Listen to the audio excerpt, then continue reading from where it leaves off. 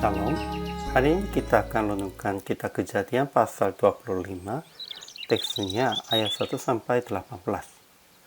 Dan sudah dibagi dua paragraf. Paragraf yang pertama ayat 1 sampai 10. Kedua, melahirkan 6 anak bagi Abraham, dan Abraham mati pada umur 175 tahun. Paragraf yang kedua ayat 11 sampai 18.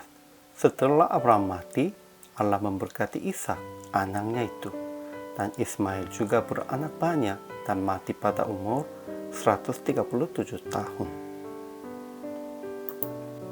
Kesimpulannya, setelah Sarah meninggal, Abraham beristri kedua bernama Kedura dan beranak Zimran, Yoksan, Medan, Midian, Ishbak, dan Suwa melalui keturunannya. Tapi Abraham memberi harta kepada mereka dan menyuruh anak-anak itu pindah ke daerah di sebelah timur Kanaan pada saat dia masih hidup. Hanya Ishak saja menjadi ahli waris.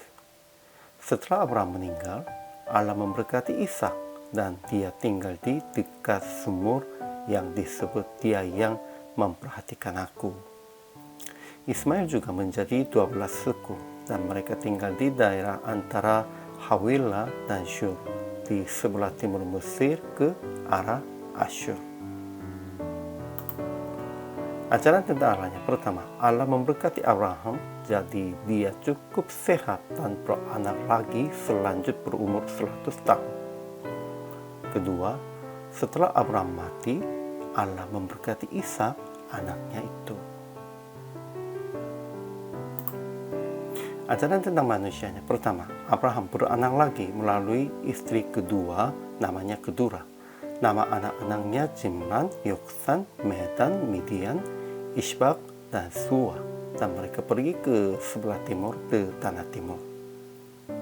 Kedua, Abraham mati pada umur 175 tahun dan dikuburkan dalam gua Makpela di padang Efron bin Johar bersama dengan Sarah. Ketiga, Ishak dan Ismail menguburkan Abraham bersama-sama.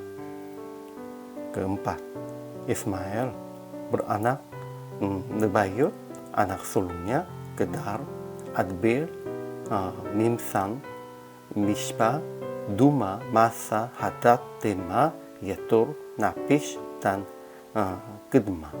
Mereka menjadi suku masing-masing, dan Ismail mati pada umur 137 tahun. Memang dari Abraham ada banyak sukunya. Namun itu sayangnya, mereka hanya keturunan Abraham secara jasmani, secara rohaninya tidak begitu. Sehingga mereka terus hanya menjadinya apa bagi Isa dan orang-orang Israel. Hanya mereka berfungsinya sebagai batu santunan dan semak duri.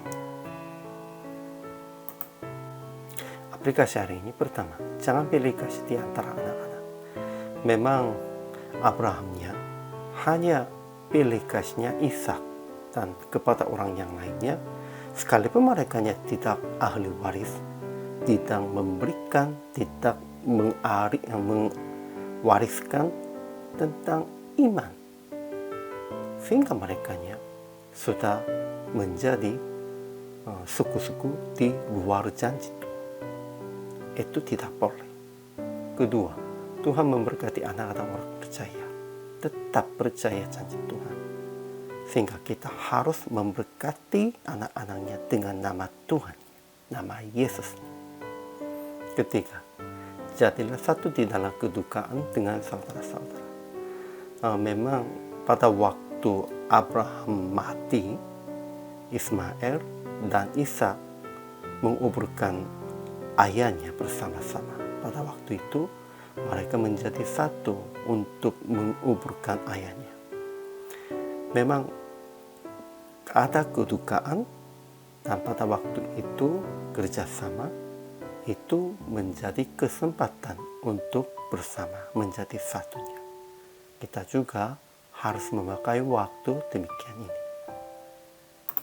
Akhirnya berpraktek.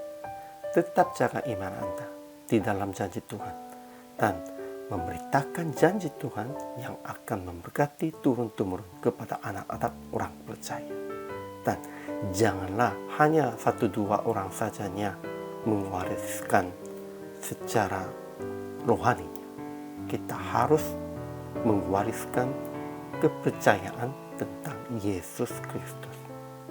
Inilah semuanya kewajiban hamba Tuhan dan orang percaya. Hari ini juga selama melayani, Tuhan Yesus memberkati.